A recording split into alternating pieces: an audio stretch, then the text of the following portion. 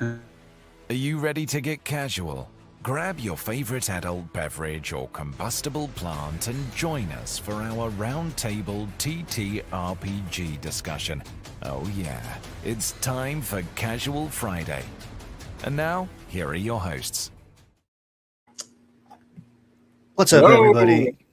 You know what day it is. You know what time it is. We are getting casual. Apologies. The robot that we bought to replace Jim malfunctioned seconds before going live. I don't want to talk about it.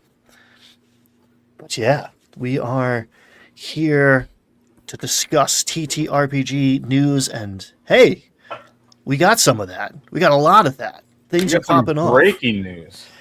Breaking news. Breaking news. I know we have an international audience, but America is, for good or ill, in both the epicenter of this industry, of this hobby. And the Supreme Court just knocked down Donald Trump's central economic strategy, policy? I don't know what you would call it, but tariffs for right now are gone, which is going to... who knows? Probably do nothing for a second because everyone's going to wait and see what the hell happens next. But I don't know. I didn't see this coming. We try not to get too political in this show because everyone already knows where we stand, and we're here to talk about games, not idiots. But yeah, what do you think, man? But the tariffs dramatically affected several Kickstarters. We had YouTube content creators who, almost lost everything on their Kickstarter. Like I'm thinking of Indestructible. And then I'm totally drawing a blank on his name. The guy who had to cancel his board game. He was working on a board game and had to cancel his board game because tariffs weren't going to, or the tariffs were impacting his Kickstarter. We saw several board game companies and tabletop strategy games companies put out articles to explain just how dramatic an impact the tariffs had. So we spent multiple episodes of the show dealing with the impact of tariffs on the gaming industry. And now, what are we? Almost a year later? Has it been? How long has it been?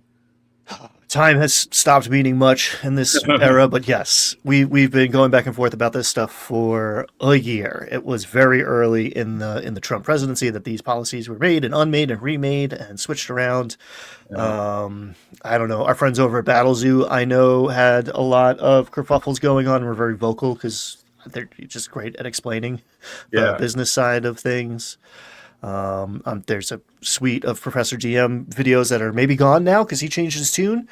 But I know this is potentially boring to some of you, but this is important because people you like who succeeded in coming up with a cool idea and dedicating themselves to making it a thing got burned by their success because all of a sudden everything costs 50% more to make, 100% more to make. Margins aren't huge here. So all of a sudden, your profit is now a loss, and it costs you money to sell a game to all your friends and fans. Right. And the world looks a lot different overnight. So we'll see what happens. So the new ruling, from what I understand, they basically said that the 1977 emergency law, a law that was pretty vague, did not give Trump the power to enact these tariffs because tariffs are supposed to be enacted by an act of Congress.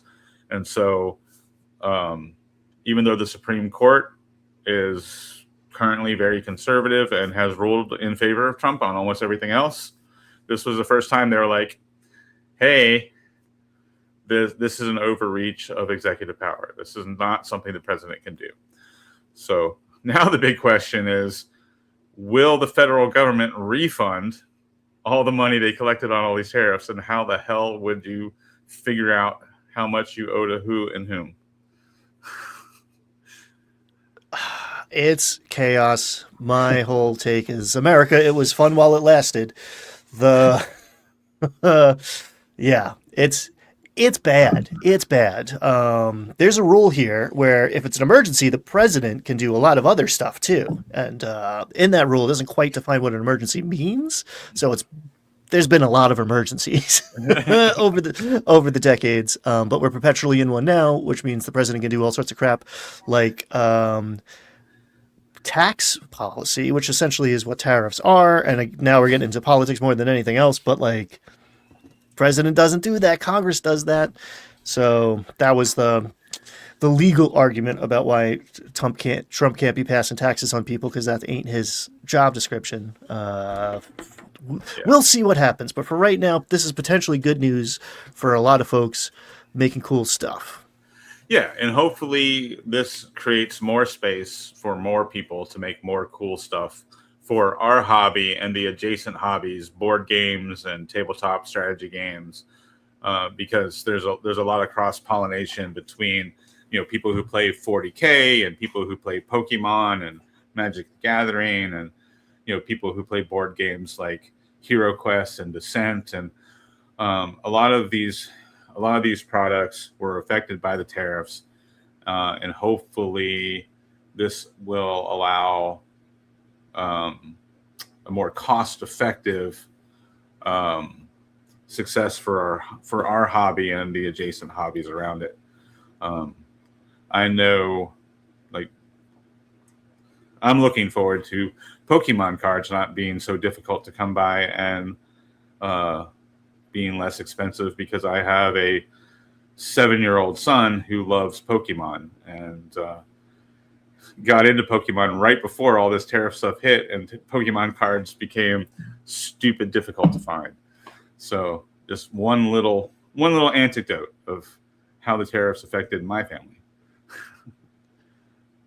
It's the whole, I don't know, scalping card situation is quite strange. Say what even if you're a D&D fan and you're not playing Magic the Gathering and you don't care about it, it is still having a great impact on what's going on in D&D, because Magic is really carrying Wizards of the Coast and your friendly local neighborhood game shop in a lot of situations. So yeah, well, in our original point back when we talked about all these tariffs is like there were certain companies, the bigger companies, Games Workshop, Wizards of the Coast specifically with Magic the Gathering, the company that makes Pokemon, AMG, the company that makes some of the bigger tabletop skirmish games like Marvel Crisis Protocol and Star Wars Shatterpoint. Those companies were in a position to be pretty tariff proof. They were still able to produce a product and make a profit. So the tariffs were really affecting the independent creators, the little guys, who are doing Kickstarters, like some of you in the chat, like Ryan. So, those independent creators who are trying to just have fun in this hobby and maybe in the process make a little money on the side. Those are the folks that were really affected by this.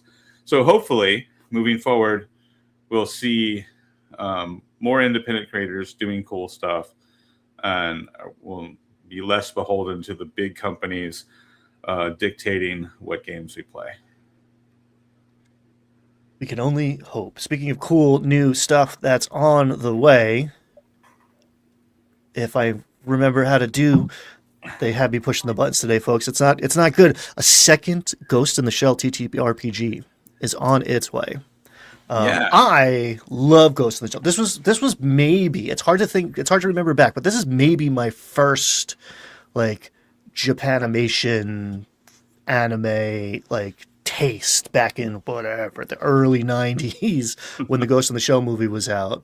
So this has a very special place in my heart. Right, and this goes right along with what Nacho was saying. I like my dystopia in my role-playing game, not in my reality, right? So this is one of the more iconic dystopian cyberpunk futures that so many people know and love.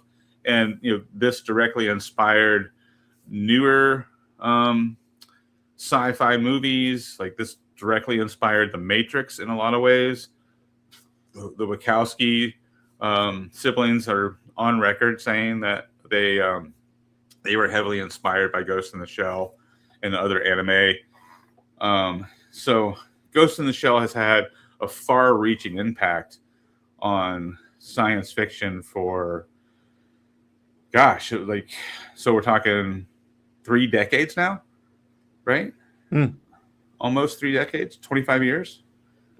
I mean, maybe longer, because it was a manga before a movie, and in fact, so there's another one on the way right now already. But Mantic Games has announced a new Ghost in the Shell TTRPG based solely off of the acclaimed manga. Now, I'm a poser. My knowledge of Ghost in the Shell comes mostly from the movie, and whatever later animated versions of it, but mostly like that OG movie.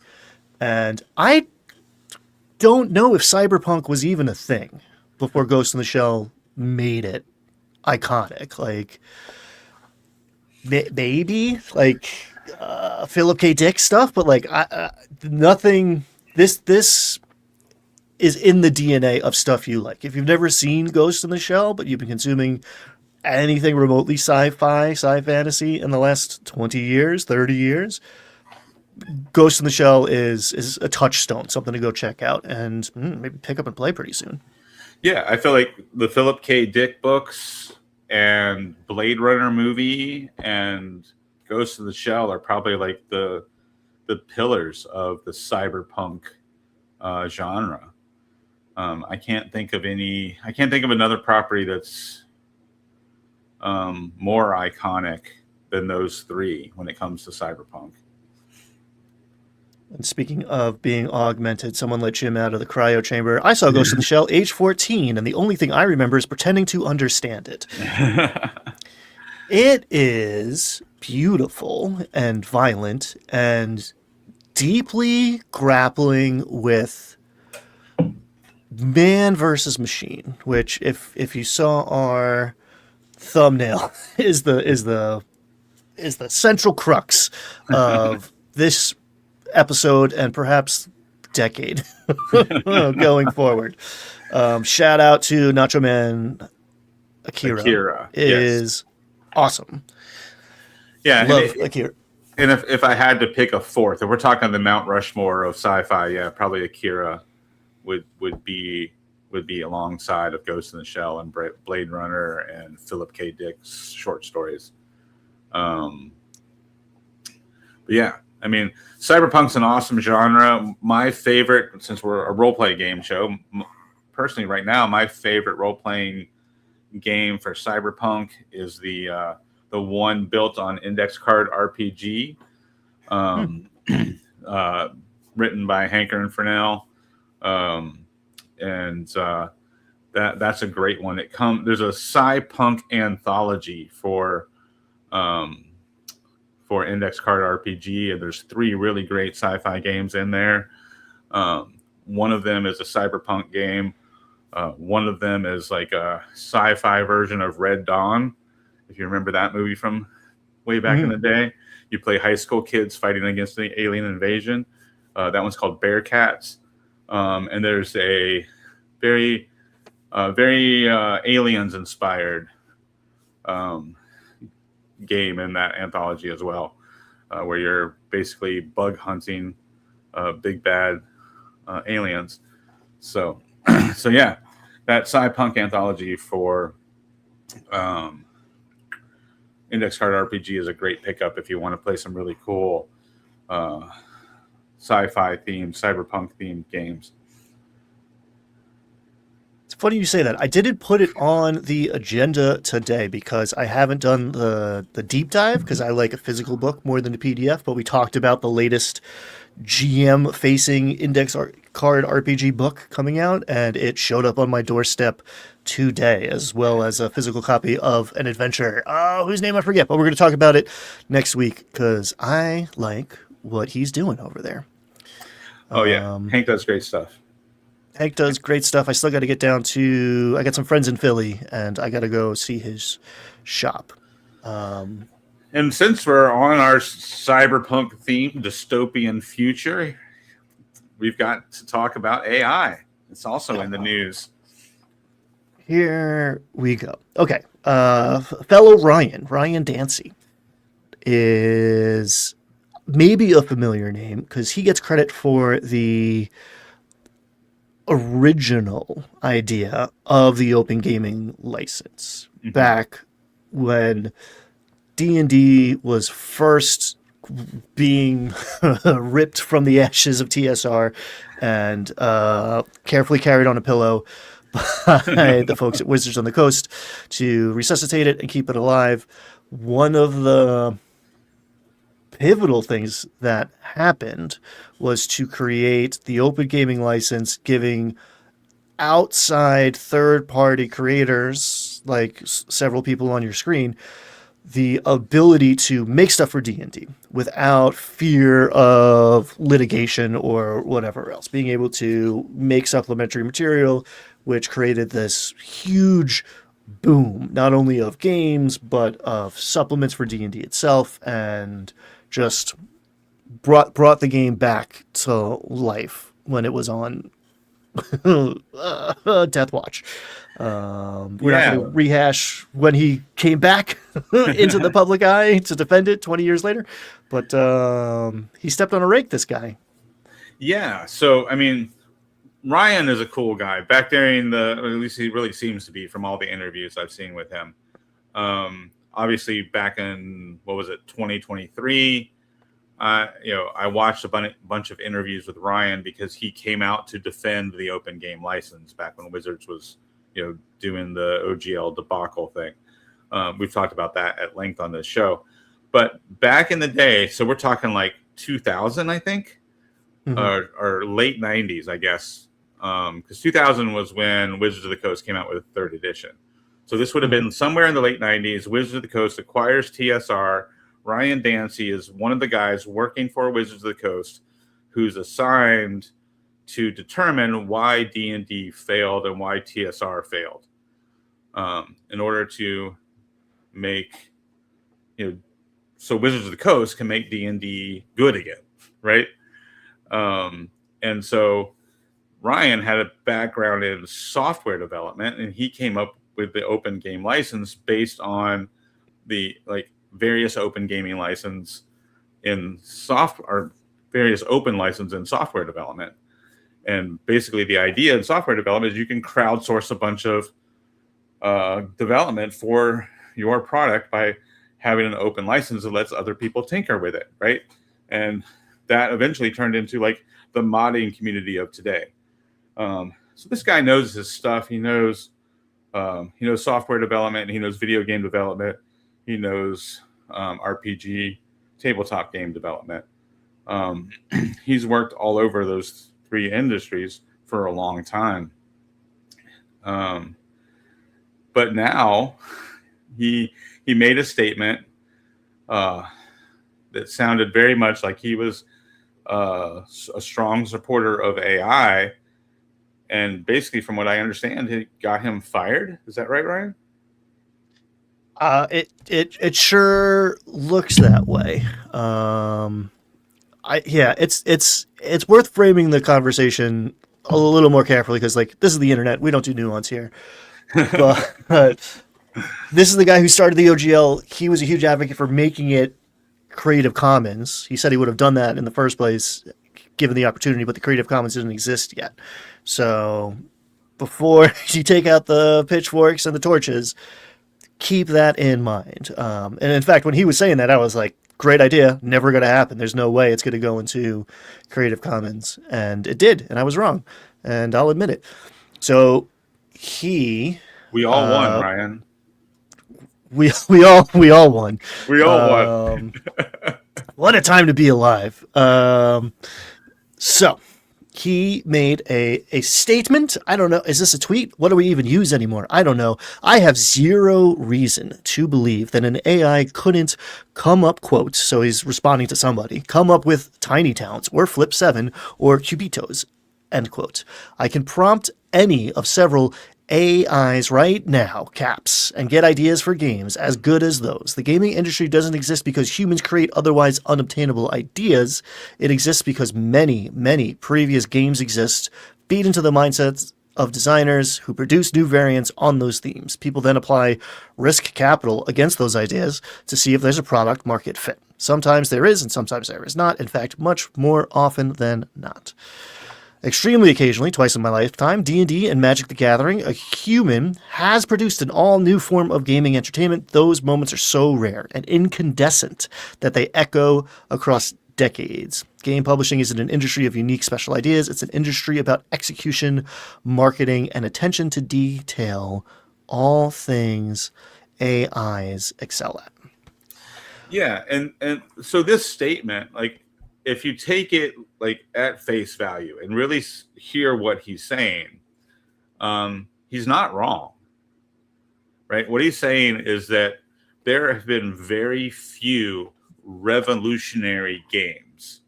The two examples he gives are D&D, right? The collaborative tabletop role-playing game was something completely unique in the late 70s. It totally transformed gaming. And then he mentions Magic the Gathering, the idea of a collectible card game, created a whole new genre of games. So he's saying it's very rare that someone comes along with a brand new idea, that most video games are a rehash. In fact, most games, tabletop games, strategy games, video games, most games, board games, are a rehash or a mix and mash of previous games. And what he's saying is that AI could do that. The big question is, could it do it well? He's saying it could. I don't know that I agree with that part, but his argument is not unreasonable. This is a reasonable argument he's making. You may not like the arguments. You may not want to believe that AI could make a good game in the next 10 years, but he's probably not wrong. I mean, AI could definitely make a game as good as Monopoly Go. There's a lot to unpack here. It's a question of what does good even mean as far as the game goes, and in this context, it seems like commercially viable is really the goal here. I mean, this is tacked with his COO position, so he's speaking as someone who's deep into the business here. My whole thing to tiptoe up to the edge of the internet not having nuance. I don't know if this guy is right or not, to tell you the truth. I know I don't want him to be right, but there's a part of my, lizard brain that's like, if he's not right today, this might be true a few years from now, right? Like the AI that exists that they let us dummies play with for free is quite a different thing than what whoever DARPA has today. So I don't know. Like, I think the central question isn't like, is this real or not? I think it's, what are we going to do in the reality when the shelves are lined with games made by AI? Mm-hmm. Yell about it. Say like, this isn't good. I mean, as you can tell by our thumbnail, not that I'm not the thumbnail master, by the way, but the level of jank in our thumbnail from this AI generated art thing, because I pushed a couple buttons, not great, not appealing to me. It's sort of missing that ineffable human spark that we are drawn to, that we experience around the table playing D&D with our friends, that I find I don't get as much playing a computer game talking to an AI by myself. So yeah, does this guy deserve to get tarred and feathered? Maybe. Is he wrong? I don't know. And that's scary to me. Yeah. Well, and I don't want generative AI to be successful, because like Twin Steel is pointing out in the chat there, it's essentially built on theft, right? You're just taking a bunch of art from other artists, not giving them any sort of credit, and the AI is learning how to draw from, cannibalizing other people's artwork. And then there's also the environmental impact of how much energy it takes to run AI, and how that impacts the environment as far as like being able to cool all these servers that are running this process. There definitely seems to be a ton of negative impact. And I recently read an article where the best hope of us winning a battle against AI to get people to stop using AI is not a matter of protesting. It's just a matter of reality, that eventually it's going to become cost ineffective.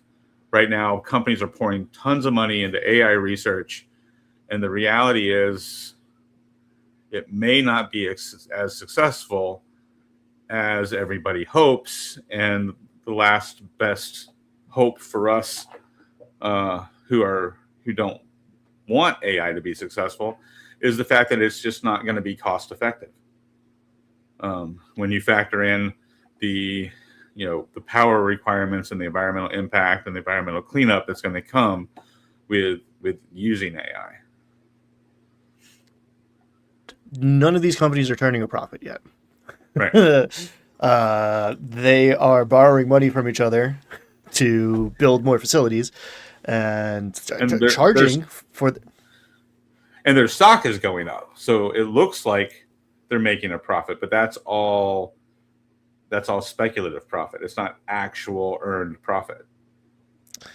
Yes.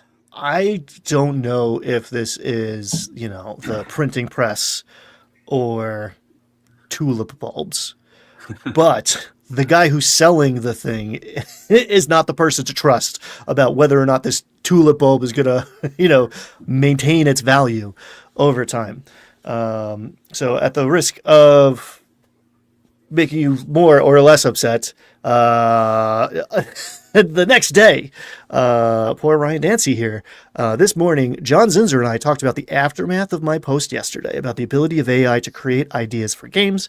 He's decided that it's time for me to move on to new adventures. Sorry to have things end like this. I've enjoyed my 10 years at AEG. I wish the team there the best in their future endeavors. So he got the boot for suggesting all his company and all of the people who work there could, be replaced overnight by AI, presumably to no loss of value. He continues, I believe we're at a civilizational turning point, that who we are and how we are is going to change on the order of what happened during the agricultural and industrial revolutions, and it's past time we started talking about it and not being afraid to discuss the topic. Talking about AI, being honest about what it can and cannot do, and thinking about the implications is something we have to begin to do in a widespread way. Now that, I agree with. Right. Well, and the reality is, if we had our way, so to speak, the folks who are opposed to AI, if we had our way and our protest actually worked and the U.S. government said, U.S. companies can no longer develop AI, right? If that actually happened, right, China is not going to stop. India is not going to stop. Other countries are going to keep making progress on AI, right? There's no way for us to stop the progress because people with money are making it happen, and it's making it happen in countries other than the United States. So AI is coming. The question is, how is it going to be used, and how can we use it ethically, and how can we find ways for it to not have, dramatic impact on the environment? Those are questions that need to be answered. And if all we're doing is fighting over whether it should exist or not, I don't think we're actually going to answer the important questions of how do we do it ethically, and how do we do it without dramatic impact on the environment. Yes, I feel, I don't know, maybe I'm like defeatist about it, but like AI isn't coming, AI is here. AI determines the algorithm. AI shows you what everything that's coming through a screen now is modified and determined by some sort of artificial intelligence. It's native to all of these platforms that we are operating on. So I think being aware of that, and again, I'm a huge proponent of like sitting around a table with your friends playing a tabletop role playing game, particularly pen and paper style, is one of the is Helm's Deep here, gang. Like, is the place you can retreat to and be safe from all of this. And I don't know. I mean, the idea that dungeon masters out there who are using AI to generate an image of their NPC to show their players are committing some sin, like maybe they should think about the cultural implications of what they're doing, the environmental implications of what they're doing. But like, I don't know, I drive my car to the game shop every time I go play D&D. That ain't good for anybody or the environment. So it's a whole crappy sandwich of capitalism that we all got to take a bite of. So I think on the personal level, what you can do is decide how much you're using it and what you're using it for, and like why. I don't want AI to play the game for me or be creative and think my thoughts for me. Like, what do we want these tools to do, and like what am I trying to free up my time? Like, I like my washing machine because I spend less time doing laundry, so I can spend more of my time playing D&D. Why do I want the machine to play the D&D for me? Like, Right. Well, and people in the chat like Nacho and Twin Seal are pointing out that like you were saying, Ryan, AI is already in use. So it's hard to avoid. It's already incorporated in products like Google and Chrome and Adobe, medical applications like Twin Seal is talking about. But there's a difference between AI assistant kind of technology and the generative AI.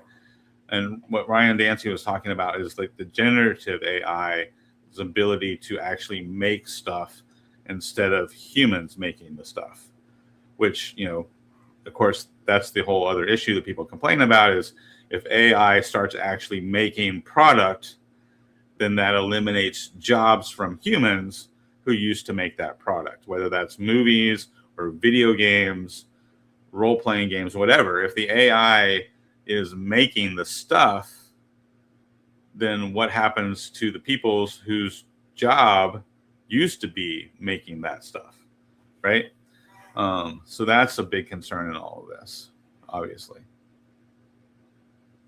let's give chat a chance to be on the screen. And I mean, agreed with most all of what you guys are saying. It should be regulated. If we were in a different point of history, we would be having these conversations more and in a productive way. It feels like no one's driving the train. That's kind of where my, and I'm not like, okay, put your hands up and enjoy the ride. I mean, maybe that's a good way to do it, I guess, but like I don't know. I am past the point of being like, this is bad, we should change it, and more like, this is bad, I wish someone's going to change it, but we're not. Now what? What do you do? And I think my circle of action is much smaller, right? Like, I'm not going to buy a game from a company who's illustrating it with AI art or producing it whole cloth from an LLM or whatever. I'm just afraid of the time when, like, on the internet, I used to see a lot more AI, and then I stopped, and I was like, oh, cool, I guess we're doing less of that now. And then I realized, no, I'm just worse at identifying it. And it's weird. It's just a weird time to be doing stuff. Yeah. Yeah, it's crazy. Like this, we were joking about it earlier, but the dystopian cyberpunk future is now, right? Like, we don't have the cool flying cars from Blade Runner or crazy motorcycles from Akira. We're we're not traveling to other planets. Somehow he missed out on all the cool shit, but all the bad shit of the dystopian cyberpunk future is here. As someone who has, you know, a physical disability, I would love to have cybernetic parts. Like, if I have to live in a dystopian future, let me have a cybernetic left arm, please. That would at least make it easier for me to survive the dystopia. Give me my hover chair, guys. Come on. What are we doing here? Ugh. So, here's the thing. It's not all bad out there because we have each other. And I think the antithesis of evil capitalist tyrannical machines is hanging out with your friends and fucking around, which is what we do here every Friday. So let's take a beat here and catch up. What did that look like for you this week, Brad? Did you get any gaming in? Unfortunately not. My gaming has fallen victim to strep throat and COVID, and like, I don't know, this winter has been impossible to get a gaming group together because somebody's always sick or traveling, and I have not had a consistent run at gaming since October of last year. So yeah, I am jonesing for some good gaming. And I have two potential groups. I have actually three. I have a Vampire the Masquerade group, and I have a two different Shadow Dark groups. But nobody seems to be able to show up and make it happen. And I've been one of those people. I got sick too, so I can't blame everybody else. It's just I've never had this much trouble keeping a gaming group going as I have over the last 4 months. And I think there's a seasonality to it, honestly. I should go check my videos about like getting groups together and see if my theory comports with reality here. But like, this is the time of year where games fall apart. I've had it countless times where it's like the holidays, and then, you know, okay, if you're in the northern hemisphere, winter sets in and we all just get a little more hibernating. And it just takes a little bit more effort to get off the couch and out of the warm and into the weather to get somewhere, or even to like go upstairs and sign in. There's something about January and like particularly February, which is the shortest month on paper, but you're never going to convince me that like we're counting correctly, because February is one of the longest months on the calendar. We all know it in our bones. That math ain't mathin'. Something happens around this time of year, and spring is coming. Everybody's sitting there in the audience who's like, I haven't played in a little bit. Like, it's coming. It's coming. We have more tools than ever to make it happen, and we're going to talk about that in a second. But yeah, I don't know. Tis the season. It's that time of year. I've missed a lot of games over the last 6 weeks, 8 weeks since like the Christmas New Year's break, which is like built in. I think part of it's momentum and part of it's just getting sick one way or another. We did not play on Tuesday because a couple folks were traveling and I had house stuff to do. This room was empty Tuesday morning, as was the rest of this floor of my house, and I spent the last couple days reassembling it to be ready for showtime. Wednesday, we explored Castle Ravenloft.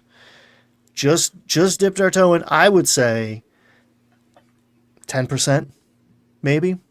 Found some secrets, almost wiped.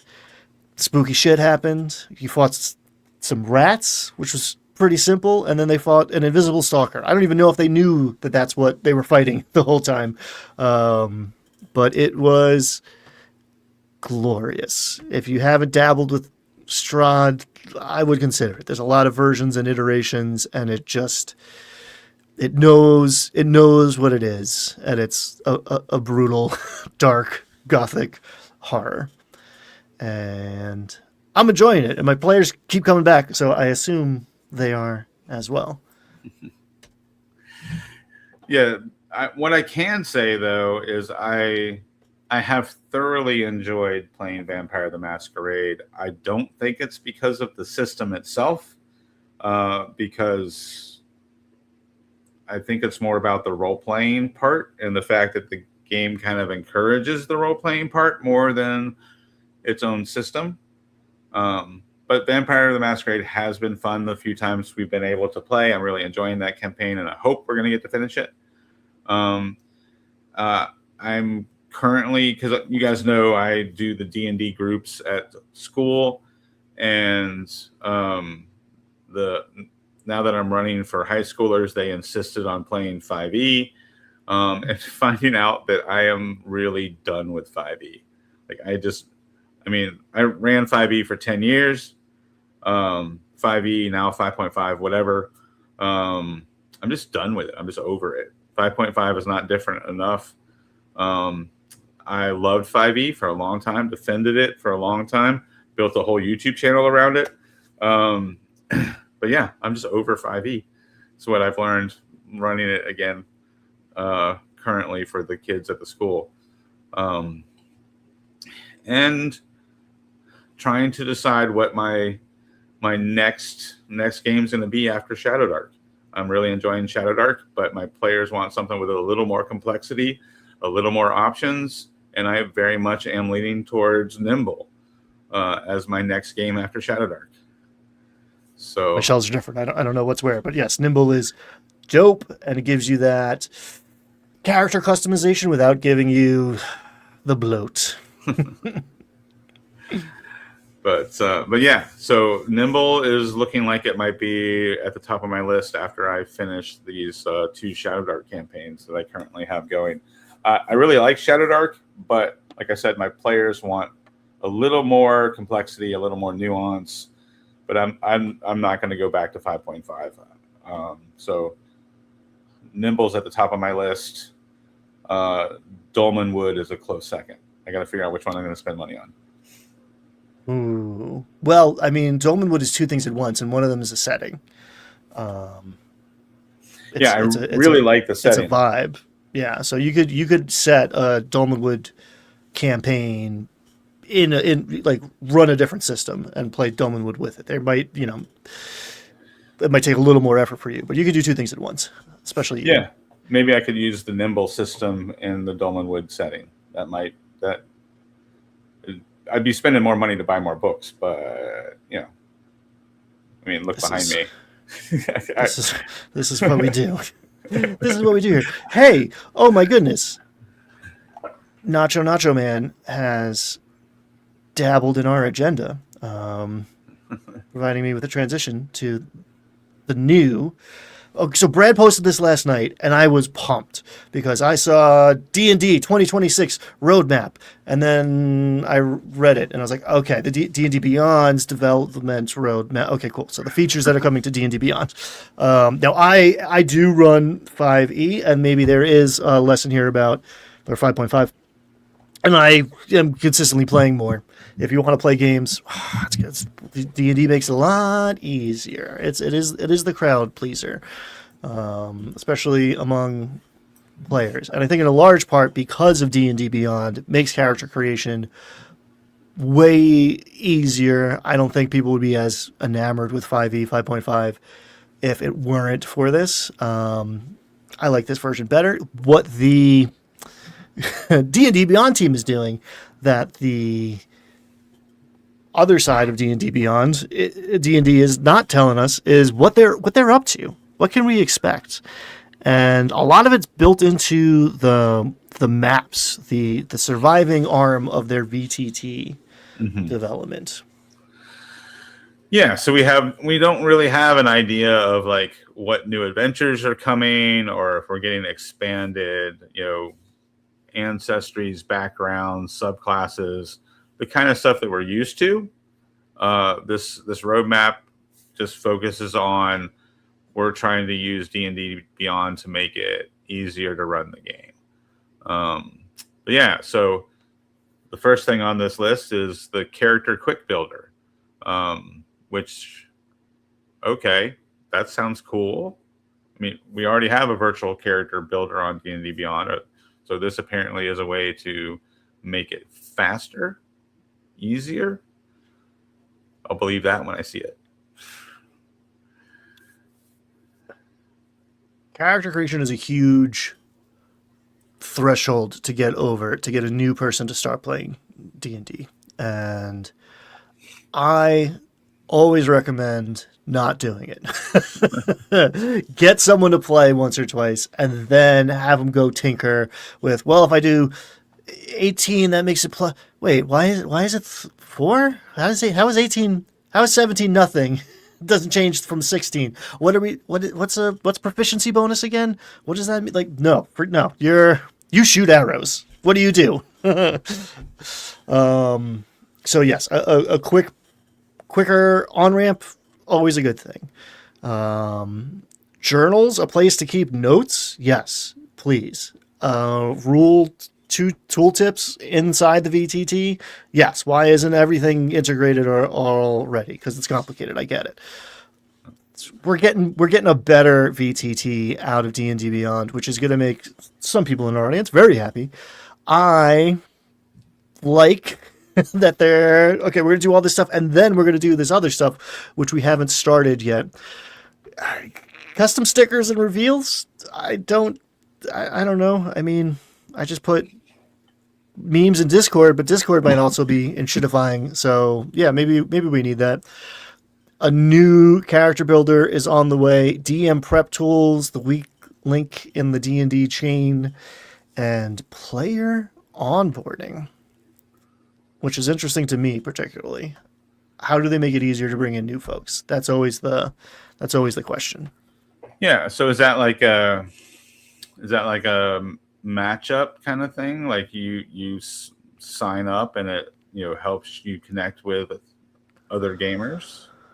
Wow, that would be interesting. I know they do that on their Discord server, but again, we didn't even talk about Discord. Discord is maybe going the way of the dodos and everything else is. That would be interesting. Hey, play a game. Is it some AI schlock? I don't know. We shall see. I'm curious to see how they incorporate DM prep tools into the maps VTT. That's one of the things that's on this list. That sounds really cool, but I'm curious to see how it'll actually work in practice, and will it actually be helpful for most DMs. I think these are some good and interesting ideas. My question is, how well will they be implemented? And based on Wizards of the Coast track record, implementation is not their strong suit. Only they had some sort of AI to do it for. Oh no, wait, I'm sorry. All right, let's cast our minds back. Oh, yeah, we definitely were on a theme. So with politics and dystopia and AI and software developments, these are not my favorite topics for a TTRPG talk show. But that's what was in the news this week. That's what we're dealing with. So that's what we talk about. But yeah, Ryan, you were saying, let's go where? Well, we have a way to maybe counterbalance the scales here a little bit. We've kept this on the back burner because stuff keeps happening, but I think we all need this today. Chat, feel free to chime in. We are talking about inspiration for D&D, made by humans. The good old days, before machines made all of our decisions for us. There were things called movies. We would go to a place with velvet curtains and sticky floors and watch a film. Eat popcorn and sip on soda and enter another world via the silver screen.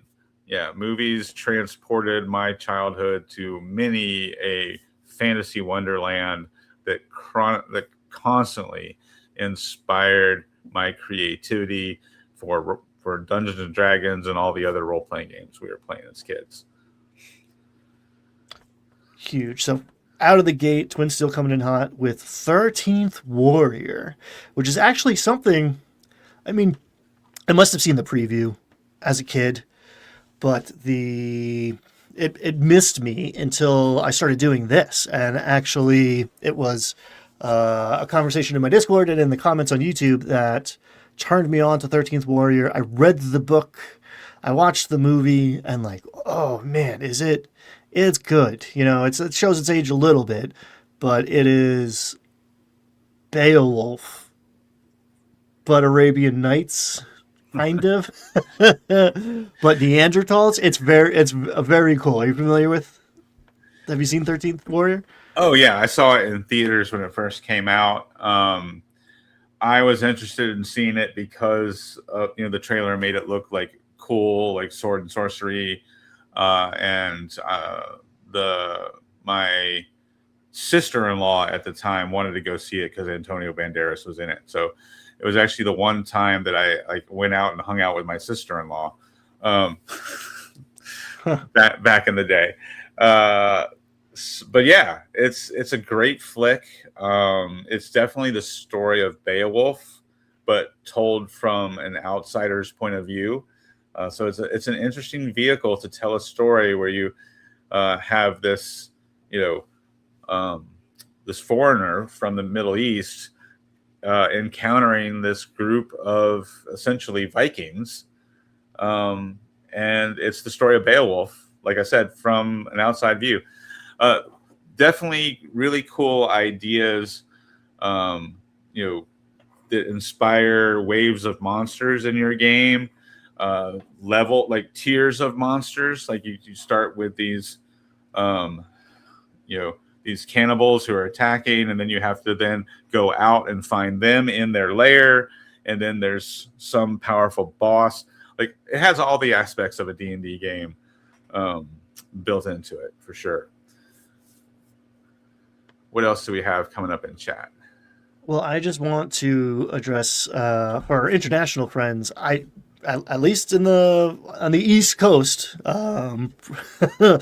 movie theaters were notoriously covered in, I guess, soda mostly. But this is not a Pee Wee Herman situation. Traditionally, movie theaters had sticky floors from children spilling confectionery goods, and the ushers. I never saw a mop at a movie theater. They had sweepers, like the little dustpan thing. But yes, sticky floors in the movie theaters. Anime, oof. I'm a little behind. I'm a little out of touch because all of the anime these days, and I don't know, the anime, there'll always be 1,000 episodes. But my friend is a huge Attack on Titan fan, so I feel like I know some of it just by osmosis. Demon Slayer, great for combat, and also occasionally soundtracks. Yeah. Obviously you got the big hitters. You got Harry Potter and Lord of the Rings, the various Disney movies. Conan, with Arnold Schwarzenegger. There's been a couple of remakes of Conan over the years, but the original with Arnold Schwarzenegger is definitely still the best in my opinion. Someone just put Berserk in the chat. That's an anime that's definitely a fantasy genre and definitely inspires concepts for interpersonal drama as far as the role-playing side, but also big combats, right? Like if I'm remembering right, doesn't Berserk focus on mercenary company and some pretty massive combats, if I'm remembering right? I'm kind of scrolling through a list here.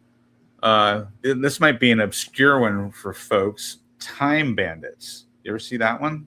Oh God, you're ringing a dusty bell, my friends. Yes, but not enough to spout details about it. Oh man. Time Bandits is a fun watch, especially if you're trying to get inspiration for like some interplanar travel. It's a classic. God, what year? Oh, 1981. Time Bandits. This list I'm looking at actually has the years on it, which is helpful. And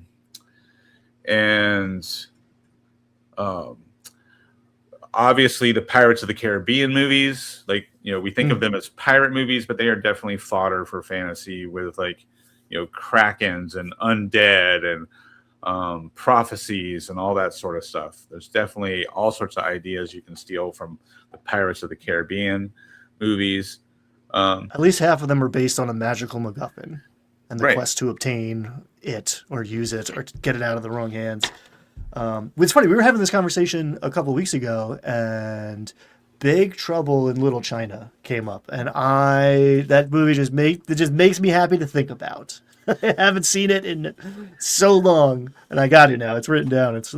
I might watch it tonight, but like, whoo! I mean, clearly inspired by D&D in some ways. There's a beholder in it, or a spectator, I guess. It's just a little guy, but is that weird and good and just fun? Yeah, like Big Trouble in Little China. If you haven't seen it, it's set in what was modern day when it came out, the 80s. So it doesn't look like a D&D or fantasy movie on the surface, but it has all the components of like bringing the band together, going on a quest to save a princess from a big bad evil wizard. And there, like Ryan says, there's this beholder like monster in it and a evil cult. It's definitely a D&D movie, even though it's set in the modern, 80s. Definitely a D&D movie. Totally worth watching. It's the special effects are obviously way dated, and some of the humor is a little, not up to our modern day standards. But overall, it's a really fun watch for sure. And if we're going way back to the 80s, like you got Dragon Slayer. You ever see that one, Ryan? Mm-hmm. There's some cool ideas to steal out of that.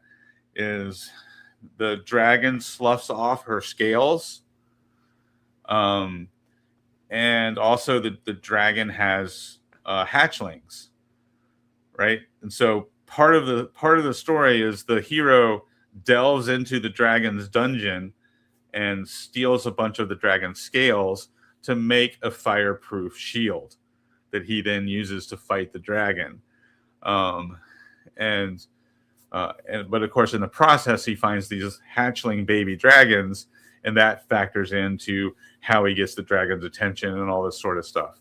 So some clever ideas to steal in that movie as well. Excalibur, that's also a 1981. Young Patrick Stewart. He's still bald, but it's young Patrick Stewart. Plays in that, and it's the classic story of King Arthur. For 1981, it visually was very stunning. If I remember, I think it was nominated for some awards. I don't know that it won awards, but it was definitely nominated for awards. But yeah, classic Excalibur, never-ending story, and Dark Crystal and Labyrinth, all classics. Kids movies from the 80s. You're speaking my language, because that, especially Dark Crystal, but Labyrinth to a degree too, there's a lot of like scene setting weirdness, just like atmosphere and environment, and it's just like you're not in whatever 1980s Chinatown, like you are in a different world right now, and Henson is great at just making you feel that in just like a tiny moment where all of a sudden the plant retracts as if it were like some sea anemone or something, and you're like, oh, that's weird. It's like, yep, things is different here. Yeah. Legend with a very young Tom Cruise is another one, and Tim Curry plays the demon-like big bad. Like if that was one of the first big roles for Tim Curry, which is crazy. No one recognizes him in that role because he's all in this like devil makeup with huge horns and red scowling face and all that sort of stuff. But yeah, that's did Ridley Scott make that? Maybe. I think I remember going back to watch Legend not that long ago. I went on an 80s fantasy movie deep dive, and I remember being surprised at who the director was for Legend. I was like, wow, that was actually a big name working on that. I was going to make a joke, but now I'm serious. Rocky Horror has elements. If we're going to Tim Curry's meteoric rise to fame, Frankenfooter, there's, you're on the road, crap happens, you got some spooky castle, weird stuff's going on, can't get out. It's a social encounter for the most part because you think you're going to get got if it goes to combat. Meatloaf dies, but he shows up. I'm describing like 1/3 of all my D&D games right there. Yeah. Yeah, it was. I was right. Legend was Ridley Scott, but yeah, and that's what I was going to try to get to. Is there's also, like Big Trouble in Little China, there's definitely a list of movies that are not set in a fantasy setting, like you were just describing Rocky Horror Picture Show as a potential D&D adventure, right? Being lost on the road, finding a strange house with strange stuff going on and bizarre, in that it was bizarre science, but it could be bizarre magic, right? But other movies that technically are fantasy but set in modern day, kind of like Rocky Horror, Witches of Eastwick. Did you ever see that one? Oh, sure. Yeah. Jack Nicholson plays the devil, and Cher, and who else is in that? Susan Sarandon and Michelle Pfeiffer. The three of them are witches. Well, the three of them are really just housewives, but they start to dabble in dark magic and accidentally summon the devil in the form of what they believe would be the most attractive man. Somehow that's Jack Nicholson. It was a different time. People still had their real teeth. But if you were to take those four characters, the three women who summon Jack Nicholson and Jack Nicholson's character, those are some great NPCs. You could steal those four characters and put those NPCs in a small town, and have the plot hook of where did this new guy come from and why is he ruining everything in town? And the players have to go meet these three women to figure out that they accidentally summoned the devil, right? You could totally lift the plot of that movie and put it in one of your villages inside of your D&D campaign. So thanks to the advice of a couple of people in chat, I mean, like Twin Seal and Nacho, I believe were at the forefront of recommending. I never really dabbled in lit RPG too much because it's a fairly new genre, but Dungeon Crawler Carl, which I couldn't keep in my brain because DCC becomes Dungeon Crawl Classics. I think it took me a long time to be like, okay, no, there are two things that have this acronym. And as I mentioned, I spent a lot of this week moving furniture and books up and down stairs. So it was a good audiobook week, and I tore through. I've been listening to it at the gym, and I listened to hours and hours and hours of it this week. I'm into book 4 now, maybe even book 5. And if you're looking for something that is deeply, clearly a D&D inspired thing, but modern and funny, and occasionally sucker punches you with depth, and it's hilarious and irreverent. It's not maybe for everybody, but Dungeon Crawler Carl, I would highly recommend. It is fantastic, and it does the same thing as like my Dark Horse movie on this list, Scott Pilgrim versus the World. There is something about grounding it in reality, and then that like the magical realism of it all, which I really like in entertainment. But when I'm running a game, those like little silly everyday moments of like in the beginning of the Sunless Citadel, you're walking up and it's like, this is the rock where like the high school kids go to smoke cigarettes, and there's all these like dwarven beer cans. And I'm like, yeah, okay, yeah, I'm breaking immersion by putting beer cans in this reality of this like faux medieval setting. But actually, no, I am making my players like connect to their own life in a way that they wouldn't be able to otherwise. And those little details like that, making it a little more real, and maybe like popping the bubble of the perfectly curated world that you're making in order to have space for your players to insert themselves in it. Oh, that's my shit. That's my shit. Yeah.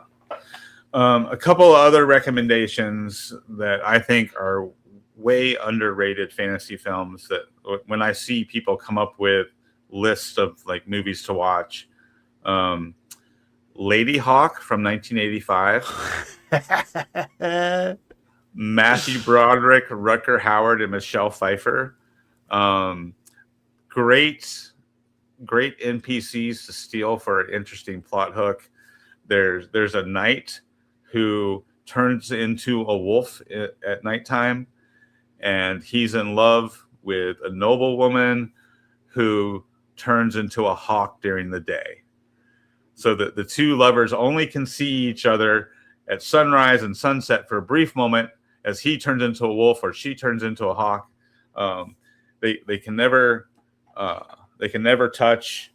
They're cursed, and so take that story, replace the wolf and the hawk with something else, reflavor it a little bit, and see if your players can help this couple break the curse and be reunited. Pretty simple, straightforward plot hook that you can slip into, just about any of your tabletop games. The other one is Stardust from 2007. Definitely a great example of a hag coven. Again, Michelle Pfeiffer. You can tell I'm a Michelle Pfeiffer fan. It's coming through. Yeah. Michelle Pfeiffer plays the leader of this hag coven. There's these three witches, and their main goal is to try to steal the life from people to keep themselves looking younger and beautiful, even though they are horrible hag-like creatures. And just if you really want to get a handle on how to role play a hag, watch that movie and watch Michelle Pfeiffer. Really cool inspiration for putting a hag and a hag coven into your D&D campaign. And to top it off, both Daredevil and Superman are in it. Henry Cavill and what's his name that plays Daredevil in the Netflix show? Or Charlie Cox. Charlie Cox and Henry Cavill are both in it. Both much younger. Henry Cavill is nowhere near as ripped. And he's blonde. So it's hard to recognize Henry Cavill. But yeah, Daredevil and Superman are in it, and they have a brief sword fight. Ambrose is shouting out Hocus Pocus to round out. Hags come in threes, and hag movies have to come in threes. Hocus Pocus is a good one for you 90s kids. Oh, 100%. Yeah, my wife would hit me over the head if I didn't mention Hocus Pocus when talking about fantasy movies. It's her favorite. It's her favorite movie of all time, which I think is a stretch, but it's good. It's good. I wouldn't put it as my favorite movie of all time, but she does. Wow. I mean, it's a Halloween movie, right? Like there's Christmas movies, there's Halloween movies. It's a seasonal treat. One that I hadn't thought about for a while that I wrote down for this exercise is A Knight's Tale. Yeah. Which there's not a lot of movies where it's just like, oh, this is a D&D bard. And it's Chaucer. And right. It's, what's his name? I had written down his name for the last time we did this. Oh, yeah. Crap. It's Heath Ledger and that British guy that I like so much, whose name I don't know. he played Vision in the Avengers. Yep. Yeah. Yep. That's a good, because that's got that quality, like, these level 1 jabronis somehow stumble in to Kingdom rattling consequences and level up alarmingly quickly somehow. It's a fun romp. The tone is right.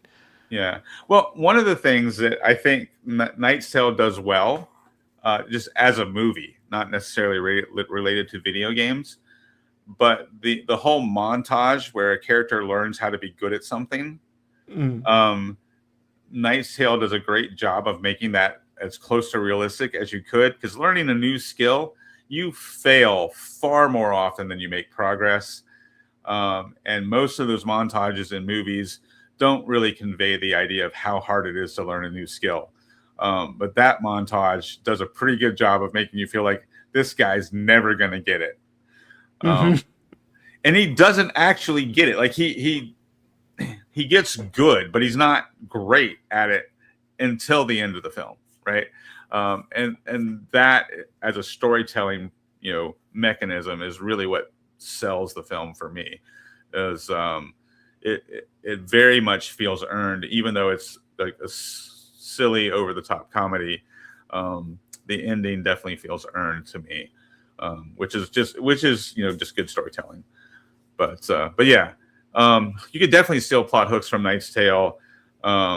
Just the idea of like have a first level at the end of your first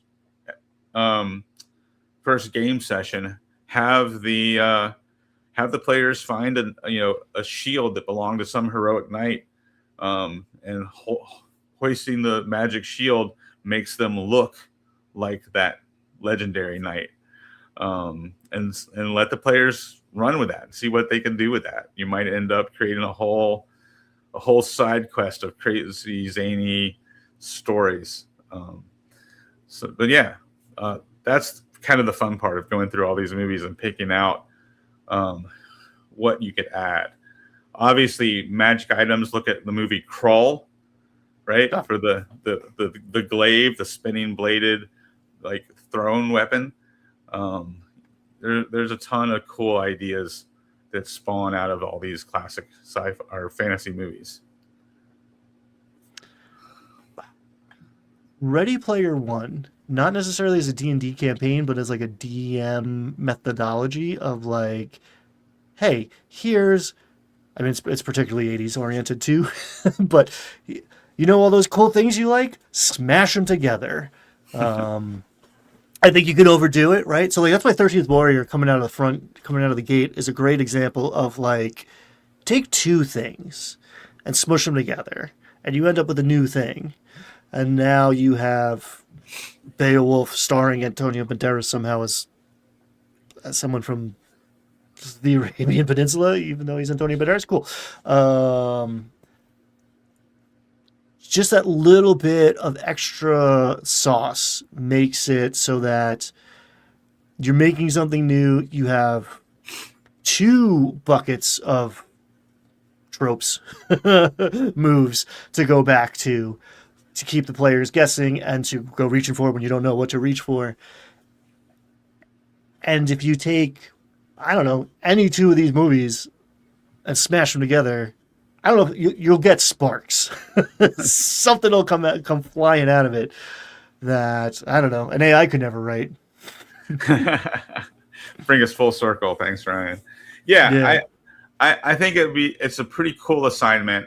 I like taking two things and smashing them together. So take any random generator you want, any like one of Ryan's book or whatever. Pick a random table like out of the Shadow Dark book or whatever, and roll twice on a random table, and take the two things you roll and figure out how to smash them together into an encounter. All right, that gives you how you're going to start your adventure. And then pick two of the movies that we just talked about. Take one of them, rip off the setting, take the other one and rip off the characters for your NPCs. Now you have the beginning of a campaign. Make them kiss. If you do that, come back and tell us, because this is a live show, but it also exists on the internet. You can come rewatch this one because it was a ride. Everybody go play games with people that you care about and make cool stuff. Don't watch a robot do it for you. Have a great week or great weekend, everybody. See